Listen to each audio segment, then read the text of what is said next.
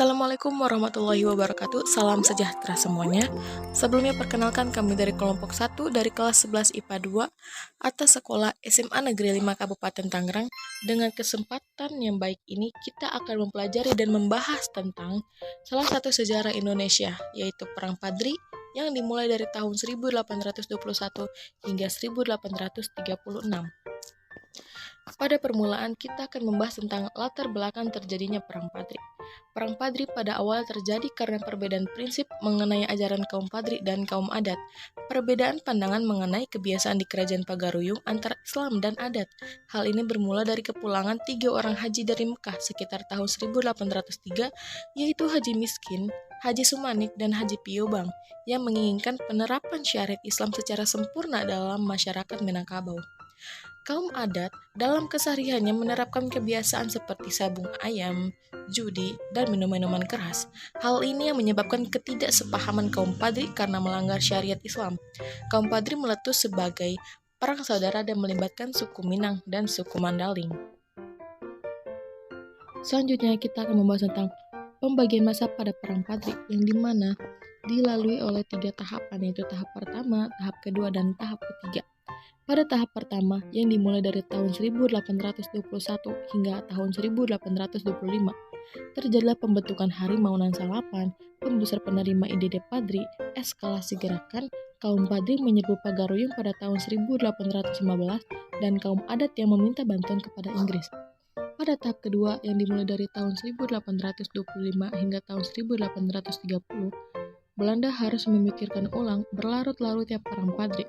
Lalu perjanjian dilakukan di ujung Karang dan ditandatangani di Padang pada tanggal 15 November 1825. Dengan isi, Belanda mengaku kedudukan para tuanku di beberapa wilayah dan meminta untuk menghormati kepentingan satu sama lain di wilayah tersebut. Dan perjanjian memberikan kelegaan terhadap Belanda. Kaum Padri yang mengonsolidasikan kekuatan dan memperbesar pengaruh. Lalu menjelang tahun 1830, ketegangan pun kembali memuncak. Pada tahapan ketiga, yang dimulai dari tahun 1830 hingga 1838, Tuan Kolintau dan Tuan Korau dikalahkan Belanda pada Januari 1833. Garnisun Belanda diserang, kompromi antara kaum adat dan kaum Padri.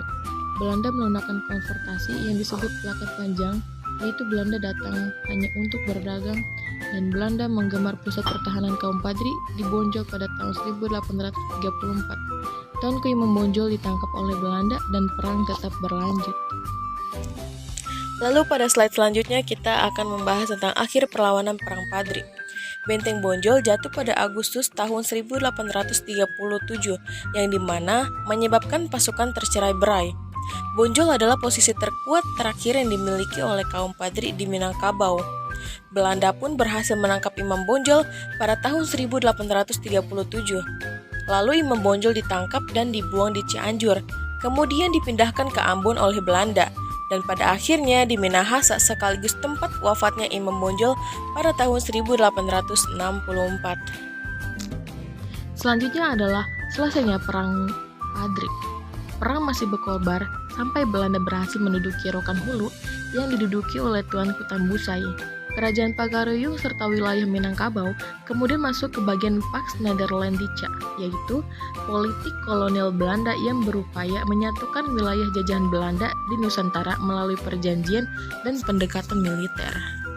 Selanjutnya, kita akan membahas tentang tokoh-tokoh yang ikut campur dalam Perang Padri. Yang pertama ada Tuanku Imam Bonjol, yaitu seorang ulama, pemimpin, dan pejuang kaum Padri di Bonjol berperang melawan Belanda.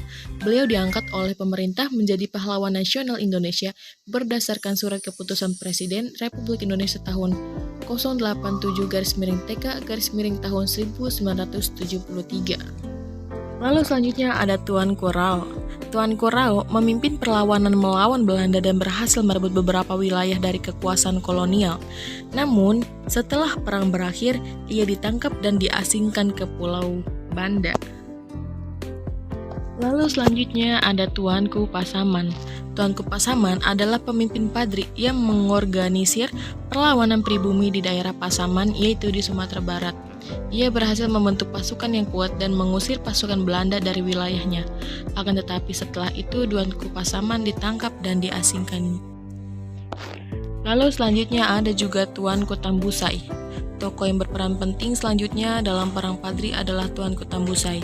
Ia adalah seorang pemimpin Padri yang memiliki basis di daerah Riau. Tuanku Tambusai memimpin perlawanan melawan Belanda dan berhasil merebut beberapa wilayah di sekitar Riau. Kemudian ia juga ditangkap dan diasingkan pula. Selanjutnya yaitu Tuanku Nanreceh. Tuanku Nanreceh adalah salah satu tokoh Perang Padri. Ia adalah adik dari Tuanku Imam Bonjol dan turut aktif dalam perlawanan melawan Belanda.